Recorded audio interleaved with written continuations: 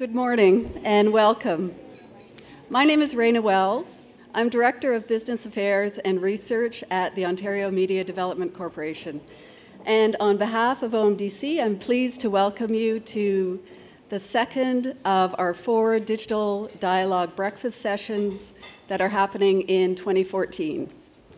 I'm sure that many of you know OMDC, but for those of you who don't know us, we're an agency of the Government of Ontario, and our mandate is to build Ontario's creative economy through a range of innovative programs and funding for the book and magazine publishing, film and television, music, and interactive digital media industries. I sometimes have to count those on my fingers.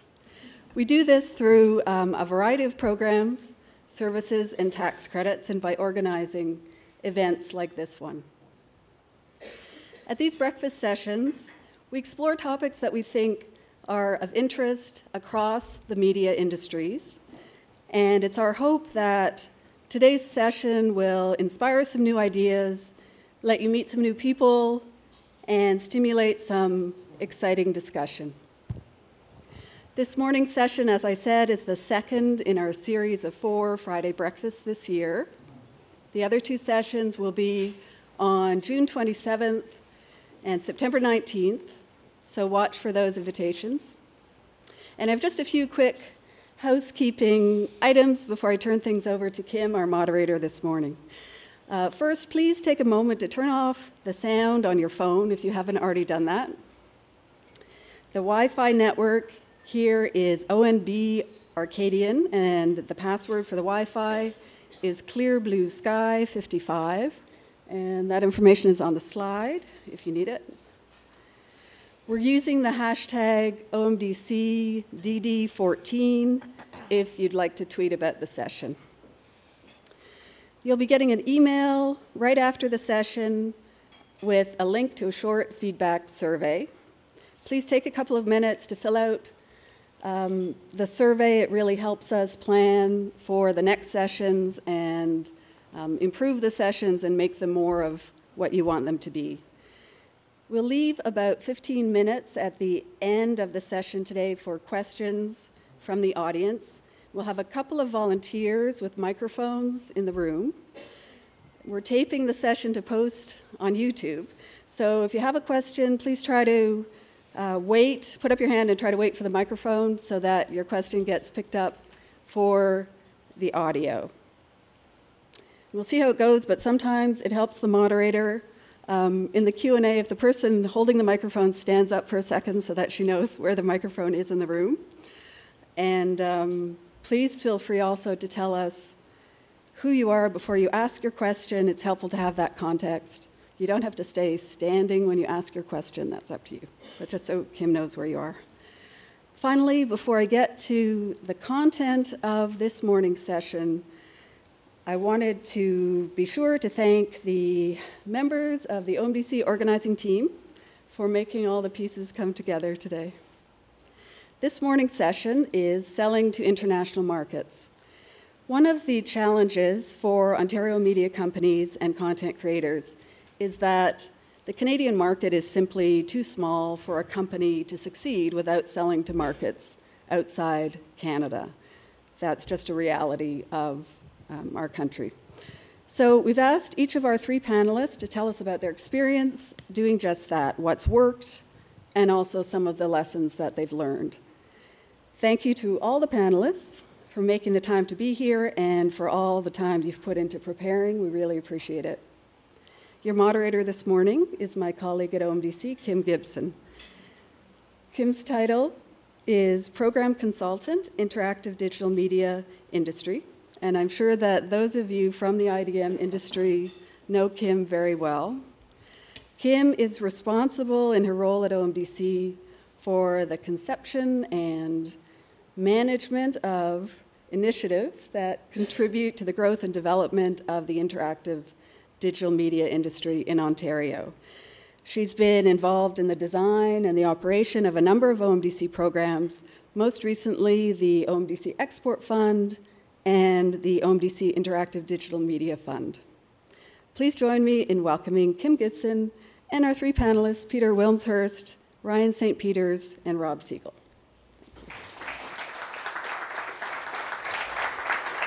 Thanks, Raina, and thank you, everyone, for joining us this morning. I understand there were a few snafus on the TTC, so for those of you who made it in, bravo.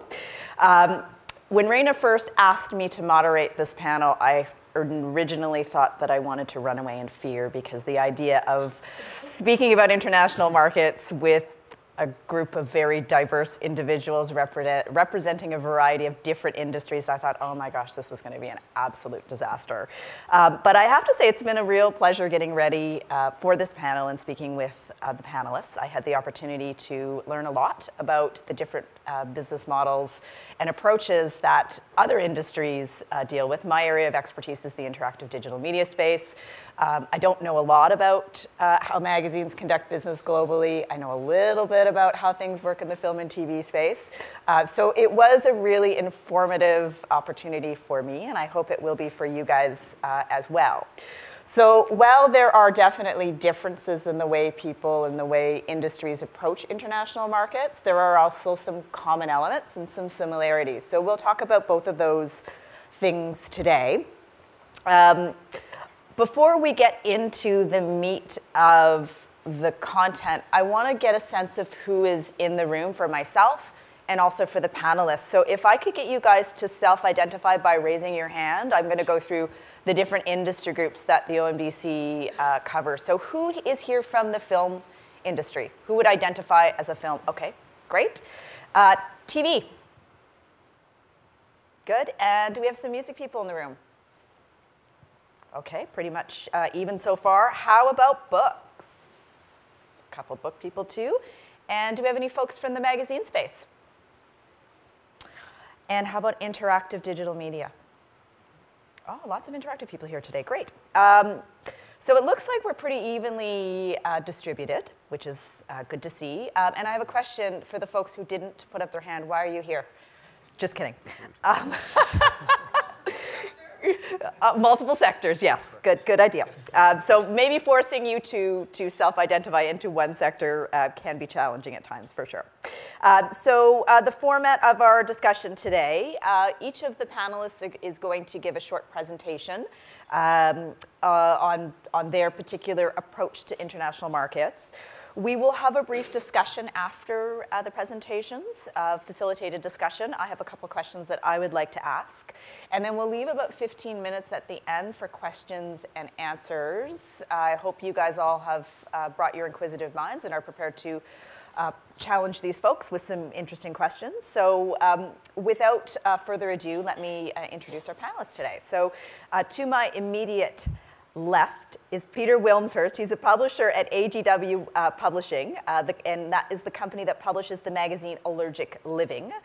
Peter has held senior positions in the Canadian marketing and advertising community, as well as being the publisher of a leading financial services magazine. Allergic Living magazine was launched in Canada in 2005, and then very recently in 2011, they have launched a US version. And then we have Ryan St. Peters to his immediate left. Ryan is the Vice President of Sales and Business Development at Shaftesbury and Smokebomb.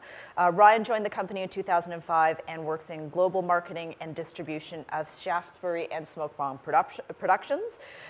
Before joining Shaftesbury, Ryan was a marketing manager at Pearson, a multinational educational company. And then on the far side of the table, we have Rob Segal. Rob is one of the co-founders of Get Set Games, the developers of the fast-paced action arcade games for mobile devices, including Mega Jump and Mega Run. They have over 50 million downloads combined across iOS and Android platforms. And Rob has been working to bring Get Set Games' popular catalog of mobile games to the Chinese market. And he's been working specifically with the Chinese publisher Yoda One. He's continuing to explore the burgeoning Japanese and Korean markets as well. So with that said, I'm going to ask Peter to give a short presentation on his experience in the international market. Peter. Thank you. We are a single title publisher. We just do one magazine, and it's a magazine that deals with the area of allergies, which is not necessarily an area that all of you would be familiar with, but just to give you a sense of it, food allergies, most of you sort of have heard the peanut thing over and over again. There are obviously other allergens as well. That's probably the highest profile one. We do stuff in the environmental area, which includes asthma. Also includes more common things like pollen, that type of thing. And we also, for good measure, have thrown in one non-allergy area, which is celiac disease, which is gluten-free. And that's very much ad-driven to throw that into the mix, although there is some interaction between the various areas. We launched in 2005. We are Canadian. But from inception, we knew that there was a very high probability that we would go into the US market. And I guess the thinking on our part was to try to get the bugs out a little bit here, make our mistakes, try to get it sort of nailed down, and then move forward. And our plan had actually been to go after a couple of years into the US market. And we found ourselves sort of sitting looking at that subprime situation in 2009 saying, just don't want to do it right now. It's just the economy just isn't good enough, which delayed us a little bit. But by 2011, we're sort of full bore. The unique thing with our business is we're very small. We don't play at the same level that some of the Rogers publications would play, sort of the Chatelaines of the world. So it becomes more important for us to really be at the core of our community and almost speak for the community. Our credibility comes from our content and the people we know and the things that we do and the causes that we advocate, as opposed to just putting 1 million copies out there, which would be lovely. I would love to be able to do that, but we can't. Our move to the US is very much the way Raina described it, and that's Canada's just frankly too small a market for us. I mean, we really needed to get into a bigger playing field. From our standpoint, being at the center of the community, it would have been almost impossible to accomplish that, to take a Canadian publication and just simply export it and drop it into the US market.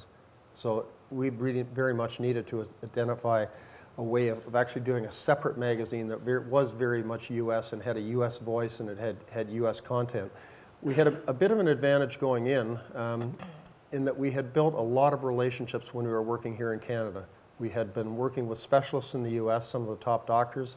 We had been working with support groups, people that were sort of leaders in the community, and we found ourselves in a situation where we had an awful lot of friends before we ever decided to cross the border. We actually were helped out by OMDC, which was wonderful, and thank you again for that when we did our launch, because I'm sure it must have looked like a precarious venture heading into the US. But one of the things that we did when we talked to OMDC about it is we put some of these people on the table, and I think it was interesting for them to see the size of the network that we had built before we ever jumped into the US. US was obviously a huge opportunity in terms of size, but it became a sort of a huge challenge as well, because if we were small in Canada, we were really small in the US. And from that was the sort of the opportunity and the hurdle. It was sort of a double-edged sword for us. We had to put a series of strategies in place to try to counter that. One was obviously we had to try to become the voice of the community down there, but there were other things that we needed to do as well. Credibility-wise, we got a lot of our credibility from the fact that we established strategic partnerships with 3 of the largest allergy organizations in the US. And these are sort of unique partnerships. They're not dealing with any other media vehicles. So right from the get-go, we inherited a lot of their strength, and it was sizable. It was the leading food allergy group in the US, the leading asthma group in the US, and the leading celiac group in the US, and we managed to establish partnerships with all of them, which was really a wonderful thing. The other hurdle we had, obviously, is how to take a very small publication and make it meaningful in a market of sort of 300.5 million people. And in our market, we have 60 million people in the US. So, I mean, we publish 50,000 copies an issue. So you can imagine, how do you appear to be of value to advertisers and of the community generally? And part of that obviously came from the relationships that we've got.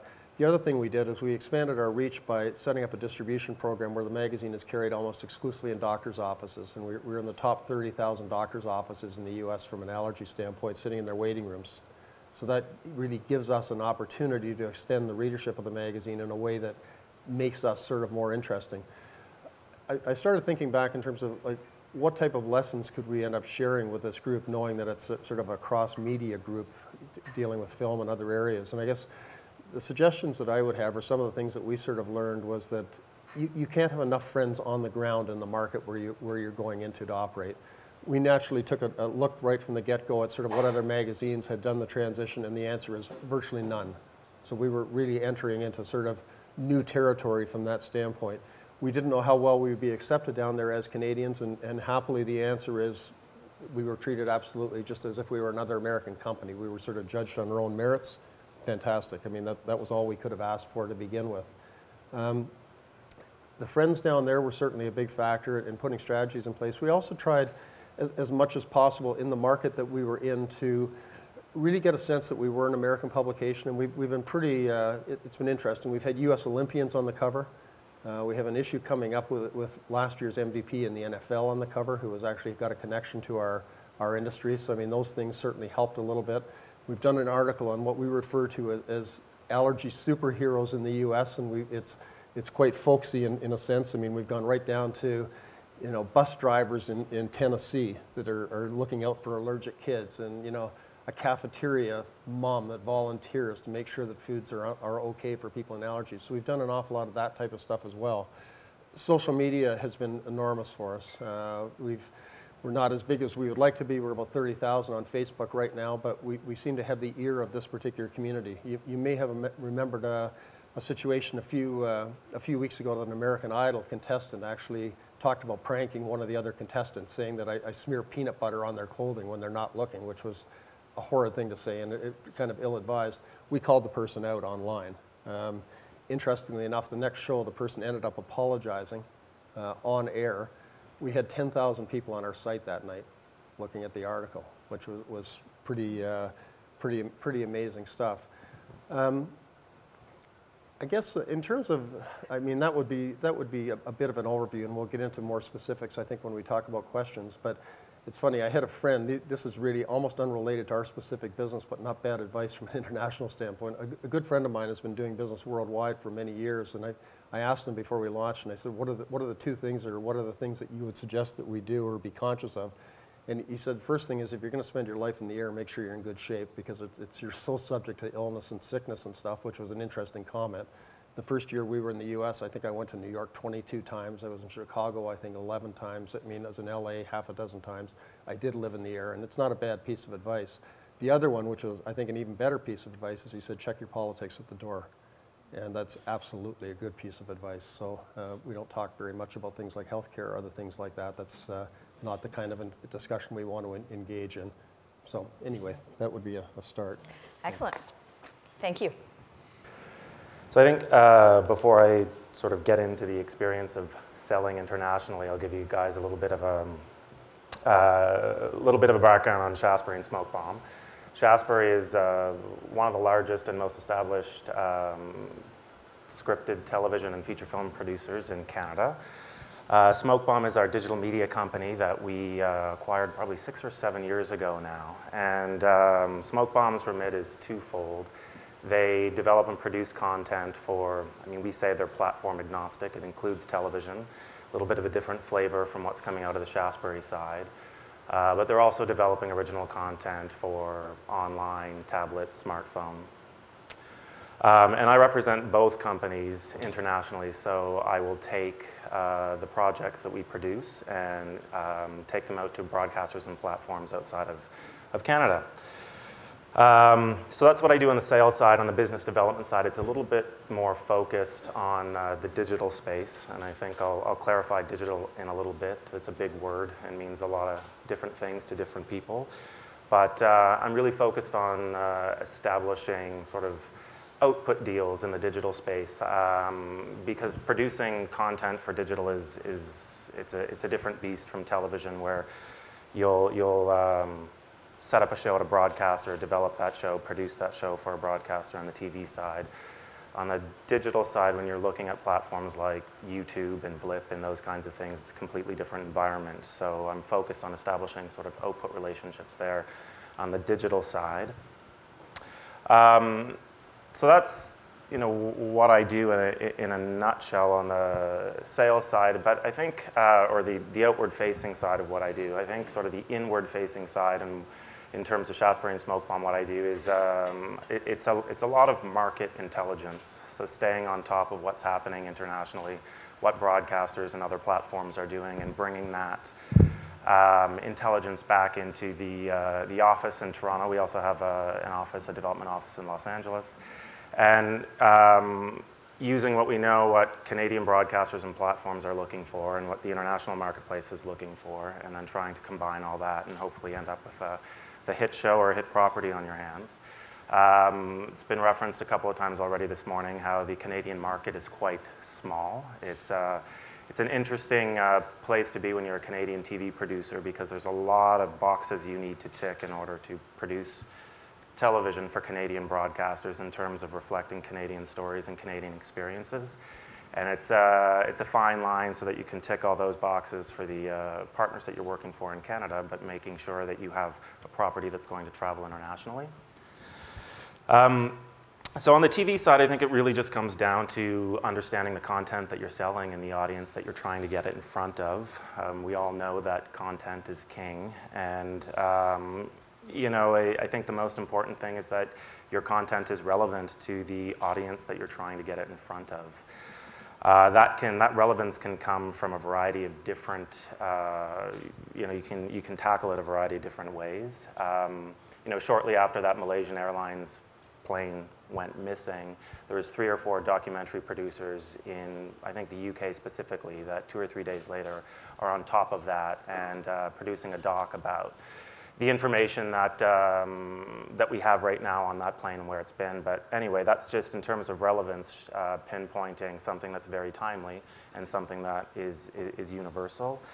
You can also tackle that relevance, you know, from a genre perspective. There are various audiences that you will find worldwide, like the sci-fi audience. There are pockets of, and very healthy pockets of sci-fi lovers all over Europe and Middle East and Southeast Asia. So you can tackle it from a genre perspective, and then you can also tackle it through the content itself. I guess a specific example for us is we produce a show for CBC called The Murdoch Mysteries. And very early days in season 1 on that show, although the show is not an official Canada-UK co-production, we brought UK TV on board, which is a fairly big conventional broadcaster in the UK. And in an effort to make this show a little bit more relevant to their audience, we cast an actor named Thomas Craig, who had a very long-running role on Coronation Street and has a pretty solid following in the UK. And that was, you know, one effort that we could make in order to make our content a little bit more relevant to that audience in the UK, as we were partnering with the UK broadcaster in an effort to help finance the show. In terms of audience, you know, I sell to acquisitions executives at broadcasters, so those buyers are my conduit to the audience. And you just have to stay on top of what's working for networks and why. You have to understand, and this can be very territory dependent, how people are consuming content, especially in TV when people are jumping from traditional television to iPad to watching stuff online and any combination thereof. And having your production model be a little bit more malleable so that it can fit these ever-changing consumption patterns of audiences. You know, broadcasters, if they do their job well, they can define their brands very easily. You know, we all know what to expect from a Bravo show. Bravo, I'm talking about in the US, or what we can expect from City TV in Canada in terms of the type of content as a broadcaster. But that said, you know, a lot of broadcasters will evolve their models. They will sort of dip in and out of trends, and you've just got to stay on top of that and make sure that your storytelling can reflect those trends. You know, I think a perfect example of that is the Food Network, both here in Canada and in the US. They both started out as almost exclusively their grids were instructional cooking series, stuff like The Barefoot Contessa or, you know, shows from Giada De Laurentiis. And now if you look on their grids, it's almost exclusively shiny floor competition series and what they're calling food adjacent programming. So it has nothing to do with standing there and learning how to bake cookies or whatever. It's just obviously the programming is still very much focused on food, but it's not just about how to make food. It's, as they call it now, food adjacent. So in terms of having, I think, some success in international and TV, those are the kinds of things you need to be sort of on top of at all times. In the digital space, I think there's 2 things I want to say about that. Digital, or more specifically social media, as it pertains to TV and selling TV, social media has provided content creators with direct access to your audiences, which we never had before. So, if you're looking back 10, 15 years before Facebook and Instagram and Twitter, it was difficult as a content producer to be able to engage directly with the audience. And we have very, very active and engaged fan communities with our shows like The Listener and Murdoch that, provide us with a lot of intelligence and provides us with a direct means of communication to the people that we're actually making programming for. But in terms of taking sort of short form digital programming, web series, that kind of thing to the international market, I think the word international gets a little bit gray and fuzzy when you're talking about digital, because you're not selling to individual broadcasters or platforms in individual territories. If you're working with a platform like Blip or like YouTube, these are global in nature, so you're not just catering to specific territories and specific audiences. And I think your storytelling needs to reflect that in an effort to help find your audience and in an effort to help seed your audience prior to production. So I think that's about it. It's what I try to do on a daily basis anyway. Great, thank you so much. Rob, did you want to give us a brief overview of the international market as Get Set Game sees it? Yeah, sure. So, awesome. So just to give a bit more background of my roles and responsibility of, obviously a co-founder can be kind of catch-all, and we are a small company at Get Set Games, and we only have about 10 people on staff, although we do utilize contractors as well when it's necessary.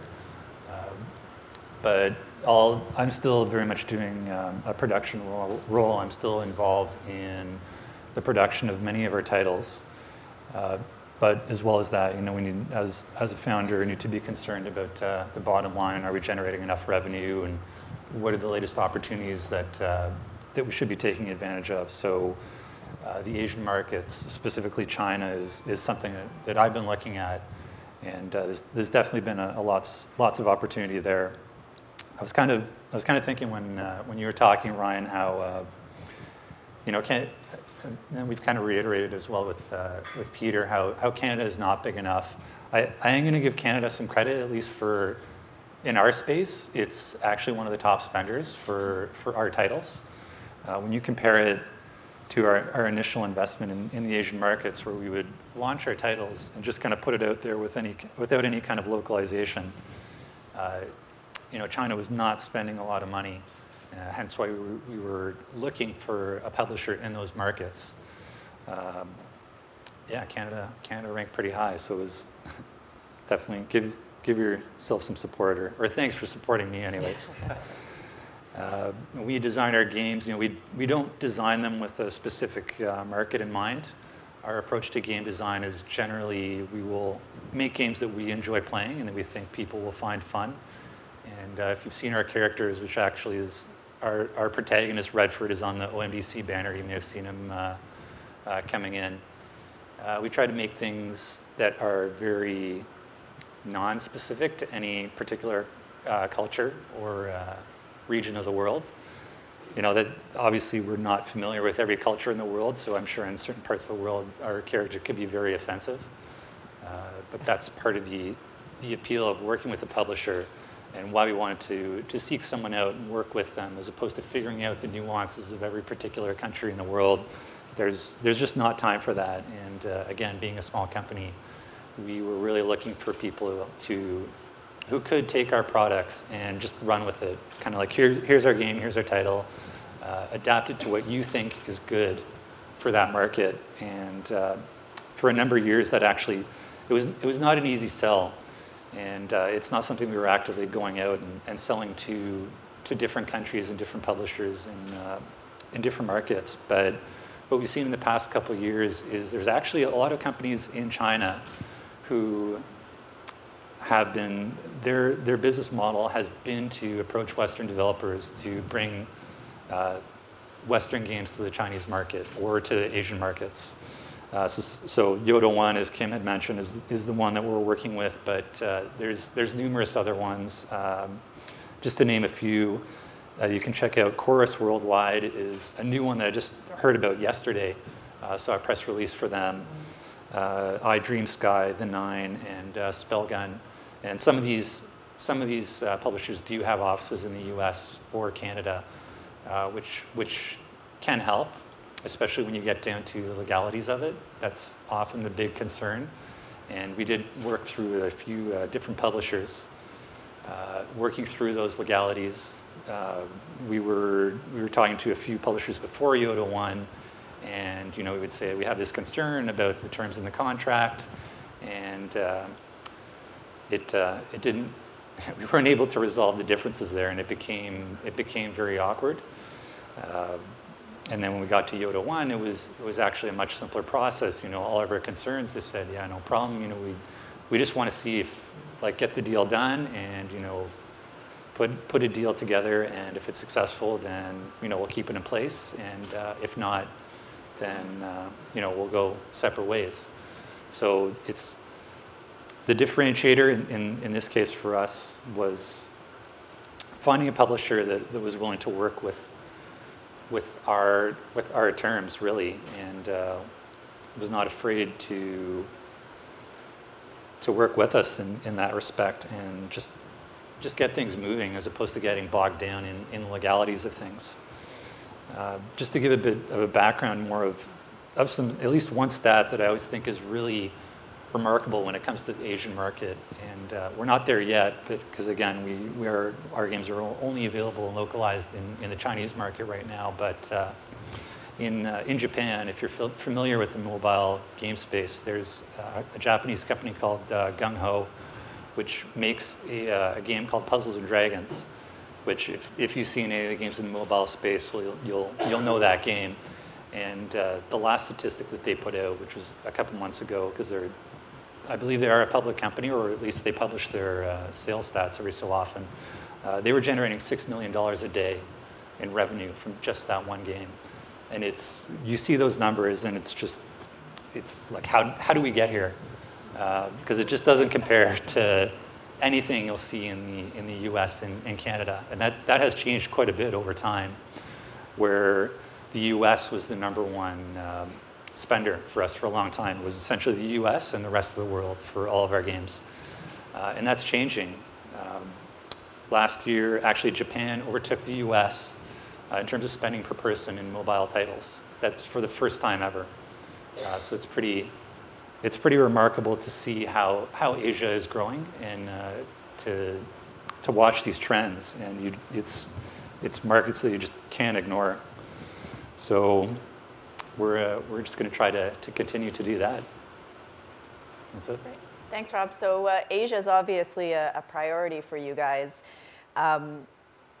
When I had initially asked you, Rob, to participate on this panel, it was interesting to hear your perspective, because when I'd said, oh, we're going to be talking about international markets, you'd automatically gravitated to, oh, yeah, the Chinese market. We can talk about the Chinese market. I was actually surprised that you didn't bring up the US market at all. Do you consider that an international market? Yeah, absolutely. It is kind of synonymous with Canada. I mean, often for us, Canada is like a subset of the US in terms of activity and spending. It is still very key, absolutely. It's a big market for you. Yeah. Yeah, I just found it interesting because I know that you guys have had a fair amount of success there.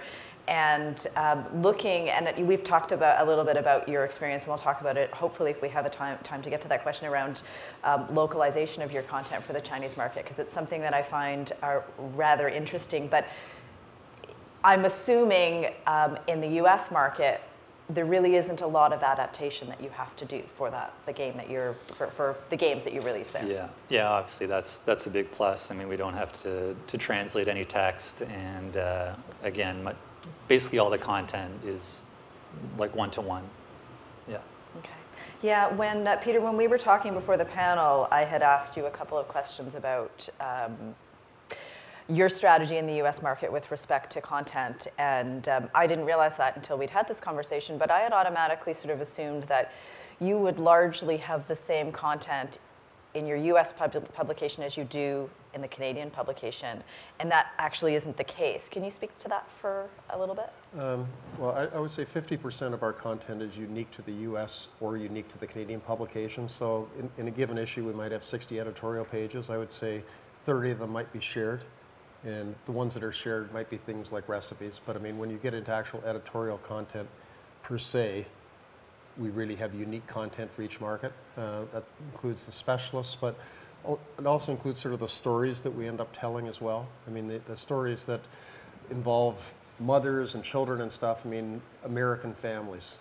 When you're talking educators and things that they're doing, legislation that's happening, all those things are unique to the country in which we end up doing it. And I guess if you want to be in a position where you almost speak on behalf of the community, and we do to a degree in both markets, I think it's really important that you really understand the issues and the sensitivities of the individual market. I don't think we could take a Canadian publication and drop it into the US.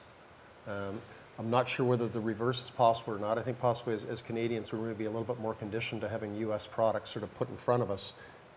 Certainly that's not the case in reverse. So we felt it was pretty important to actually have a sort of a legitimate American voice in terms of the magazine, and it's very much that way, especially with doctors and specialists and that type of thing. Okay. Obviously, the international market is a big concern, or a growing concern for your companies. Can you guys share a bit of information on sort of the breakdown of revenues and any sort of trends you see with respect to your individual companies? So maybe we can start with you, Peter. Sure. We haven't been at it that long yet. I mean, we obviously launched only in 2011. The U.S. is roughly 3/4 of our business now, after a matter of a few years, which I think is still it's still undeveloped in terms of the amount of potential. I know that when we launched in Canada, I felt like by the time we got to year 3, I felt like I talked to every advertiser in the country, and I probably had. We're 3 years in the U.S. right now, and I don't feel like I've scratched the surface. I mean, it's just an endless amount of people that you could end up sort of approaching, which is a wonderful thing, frankly, when you come down to it. So, I mean, if anything, I would say Canada is overdeveloped. We've got a real strong foothold here. I mean, we are Canadian. We know this market inside out and have a pretty strong basis. But the opportunity in the U.S. is, I mean, it's so enormous. I mean, we're talking people with really serious allergies, which is our bread and butter. You're talking maybe 3 million people in Canada. You're talking close to 30 million in the U.S., which is interesting. So, I mean, it gives you a size of the relative audience that you've got that you end up reaching, and the advertiser thing is just, it's through the roof in terms of companies that are potential to be involved with us. I think for us, I mean, shows are produced and made here in Canada, and then I take them to international. So international is 100% of what I do. The U.S., I mean, I think arguably the U.S. is the biggest market for probably one of the biggest markets for all of the industries that are up here on this panel. It certainly is for us, but it's tricky to build a sustainable TV business as a Canadian producer if you're 100% focused on the U.S. market. You know, we have 2 of our sort of flagship dramas, the Murdoch Mysteries and The Listener, that we produce for CTV. Those are long-running series. Right now we're in the midst of the 5th season of The Listener and the 8th season of Murdoch. Both of those shows just recently got U.S. pickups, and they have, you know, sustained themselves through Canadian investment and international success from the very beginning. You know, I mentioned that we try to craft our stories, obviously, that they're going to resonate with Canadians, but will also do well internationally. It all depends on the genre. We do a lot of kids programming. We produce a lot of kids live action for, you know, networks like Family Channel. And when I'm looking at, you know, stuff like that, my biggest market is Western Europe, and then some English-speaking territories like South Africa and Australia. Kids live action does not resonate in Southeast Asia, mostly because the broadcasters that will be acquiring that content are pan-regionals like Disney and Nickelodeon that sort of broadcast throughout the Southeast Asian footprint, and they need to localize those. We talked a little bit about localization, and when you're dealing in kids TV, You know, a lot of kids in that part of the world, their first language is not English, so a broadcaster is looking at actually dubbing a show into 15, 17 different languages, and the costs, the dollars just don't add up. So I think it's very dependent on the type of content you're looking to sell, I think. But you know, if I was to characterize it, most of my business is focused in Western Europe. Okay. And Rob, can you give us a bit of a breakdown? I know the Asian markets are new to you guys, but and Yeah. obviously you've already mentioned Canada's the big one for you. Yeah, it does tend to be very volatile in terms of the trends that we see. So it's a lot of the spikes in activity for either like spending or people playing tend to revolve around holidays, because of course that's when kids are home playing their parents' phones or on their own devices playing games. We definitely get some spikes there. It's been interesting going into the Asian markets for holidays that we're just not familiar with, like Chinese New Year, which was the end of January this year, and that's seen a big spike in activity. And our publisher keeps telling us, you know, we really need to focus on getting some new content or updates for Chinese New Year, because it's as they put it, it's basically like Christmas in China in terms of activity. And there's a lot more people, obviously. But there is, in the North American or Western markets, which are big for us, so US, of course, is big, and then Germany and France tend to be quite active for us in Europe. You'll see a lot of spending and activity around the holidays because people are getting their new devices, new phones, as well as when Apple or other big manufacturers launch a new device, we'll see a spike in activity around then. Okay. I think we're at about the period, according to the flag that I've gotten from my colleague Raina at the back, that we've got some time for some audience questions. I've got a whole slew of questions if you guys don't have any, because I have about 15 on my page. But I'm going to give you guys an opportunity to ask some questions. So do we have any questions from the audience? In the back. You were quick on the draw. Oh, sorry. I'm just going to get you to hold on until we get you a mic.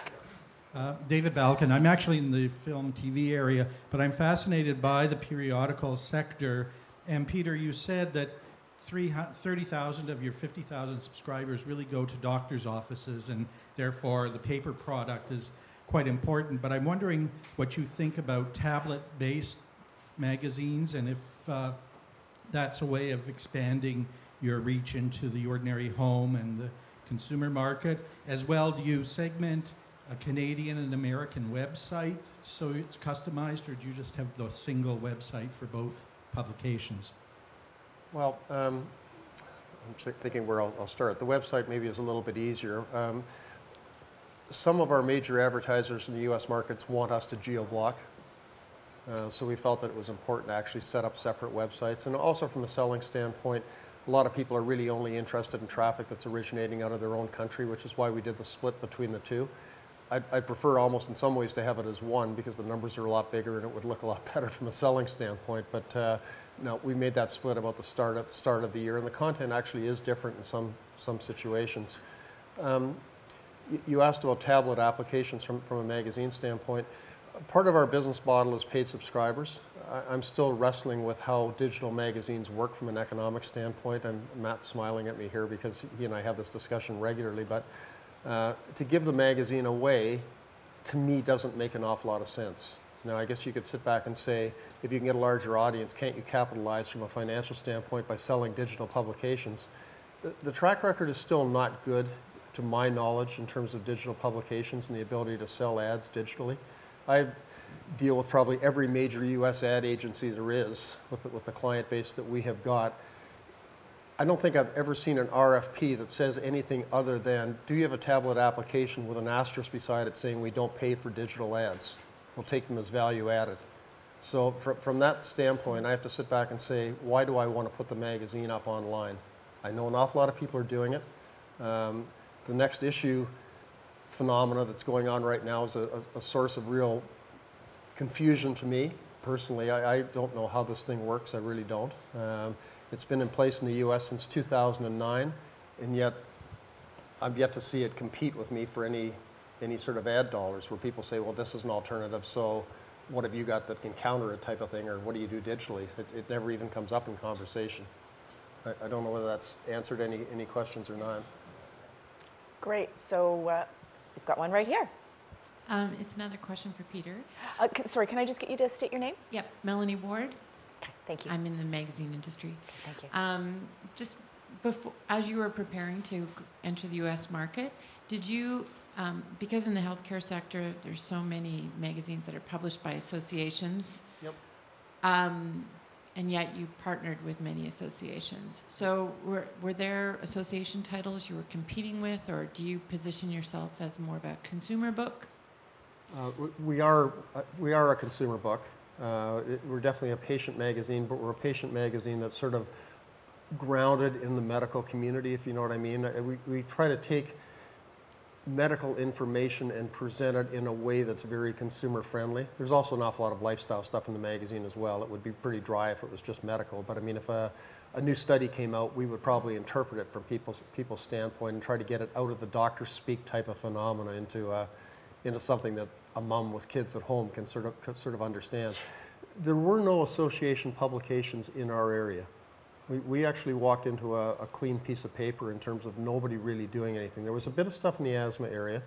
There was nothing certainly in the food allergy area. It wouldn't have bothered us if there was, because I mean the size of any sort of health-oriented publications in our area are so small. You know, if there were 3 of them, probably advertisers should be using all 3 of them, if you know what I mean. That's certainly the case in the gluten-free arena. I mean, there are, I think, 4 publications doing gluten-free in North America right now, and the 4 of us added up together in terms of physical copies might hit 250,000. It's just a drop in the bucket. In some ways, other magazines that were similar might actually end up help doing some of the missionary work in terms of convincing new advertisers to enter the marketplace. There's one thing I forgot to mention that in the last time out that is worth mentioning, though, and that's that when you talk about lessons learned, what we've learned after even the few years that we've got, and this is kind of a happy accident that has sort of happened, but I would say roughly half our Canadian ad base right now came from U.S. advertisers that didn't know what the heck to do up here in Canada. And I'm almost throwing it into sales pitches as an afterthought right now, and I'm saying, do you have an operation in Canada? And they're saying, yes, we do. And I say, do you do any advertising in Canada? And they say, we wouldn't have the foggiest idea where to start. And it's interesting, but we have picked up a lot of Canadian business through the back door, through our U.S. operation, which is something we never anticipated, but it's certainly been a nice thing to have happen. So we've got a mic at the back. Emmanuel. And then just a question. You mentioned, I think Brian, Robert, and Peter, you've all mentioned some of the costs associated with selling internationally, whether it's translation costs or localization costs. When you're dealing with a publisher or a distributor or a buyer, can you talk about some of the specifics and how that cost is shared? Do they contribute to it, or does it sometimes just even make sense for you guys to do the localization or the translation and then sell it as a packaged, completed product to international markets? I think for us on the TV side, it depends on the show. It depends on who you're selling it to. Oftentimes, if you're looking at like a big budget, 1-hour scripted drama, and if you're selling it to a big conventional broadcaster, they will pay a license fee in order to broadcast that show, and they will often handle the localization themselves. In the kids space, it's entirely different. More oftentimes than not, as the distributor, I'm responsible for providing the broadcaster with a version that's already been localized. So I have to be able to ensure that, depending on how many windows I'm going to execute in a given territory, that I'm going to be able to pay for this version and make a little bit of money on top of that. So if you're looking at a TV series, again, it's all show dependent, but you might be able to get a limited pay TV window and followed by a slightly more expanded free TV window, and then you'll go into like OTT services like Netflix and that kind of thing. So over time and through a variety of windows, you can make sure that you stay on top of that and make a little bit of money in the end. So I find that it depends on the genre and who you're selling to. But it's absolutely crucial, obviously, and it can be very cost prohibitive, especially in some of the big European territories that have a lot of money to spend. You're also dealing with, actors unions and that kind of stuff in those territories, that the voice actors, you know, it's quite costly to do a half-hour French version for a kids show in France.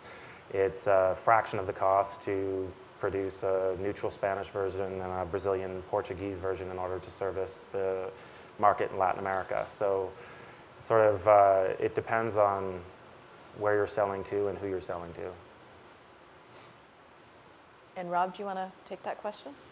Yeah, sure. I guess for our stuff, it's generally whoever we're working with. In the case of Yoda One, it certainly validates this in China, in that they basically need to do the translation for us. We just don't have the time to do that work, and wouldn't have the time really. All the stuff that we do outside of North America tends to pull us away from making the games themselves, because it is kind of a new market for us. So whenever we explore any new country or new region, the partner we're working with really needs to take on a lot of the responsibility, because otherwise that time is not spent making games ourselves, which is what we want to be doing. And just, we've talked a little bit about translation. Are there other kind of adaptations that you have made to the game to make it more suitable to the Chinese market? Yeah. Because this is something I actually find really fascinating. Yeah, there's much more past like translating the text. You know, we have been advised by Yoda One, and certainly other games have kind of validated this. Yoda One has another partner they work with called Defiant. They make a game called Ski Safari, which is pretty big in mobile and has kind of exploded in the Chinese market. But they have a character who's a skier in the game, as you would expect in a game called Ski Safari. And you can get a power-up in the game, which is you're riding a wolf in the game. And so they changed it to a rocket for the Chinese market. It was a rocket and then also a llama, I think, which I guess is where it worked. It was good for the Chinese market. They thought it was a good idea. For us, they took our characters and they brought much more of a social aspect to it. So something that's very big in the Chinese market is being able to share your scores and talk with your friends during the game. We didn't have a framework for doing that, but Yoda One did, and they put that into our game, and it has helped activity. So it's more than just the translation. You're actually making some structural changes to the game. Absolutely, it has to be, yeah. And that's probably something that you have the opportunity to do, but maybe is a little bit more difficult in the film, TV space. It can be. I mean, there's a pretty big trend. It's been going on for a while now, but format rights. And I'll use a pretty commercial example, but the Showtime series Homeland was based on a very popular scripted show in Israel that US-based producers bought those format rights and adapted it for the US market. And that's happening all over the place, and it goes both from Canada, US, abroad, and then right now Scandinavia is very hot. Everybody's sort of going into the Scandinavian market and looking at the scripted shows that have been performing well in that space and localizing them here and making them a little bit more relevant to North America. That usually comes down to basically character and that kind of thing, but yeah, but it's I don't think quite as maybe prohibitive as not having sort of the infrastructure as in the gaming space, but. Okay, great. Other questions? We have a mic right here. There's a question over here as well. We'll have to get you a mic. We've got one right here. We're going to take this question, and then we'll head over here. Hello. Hello, my name is Zifred. It's a question for Ryan. You were talking about selling to international markets and the little differences and everything.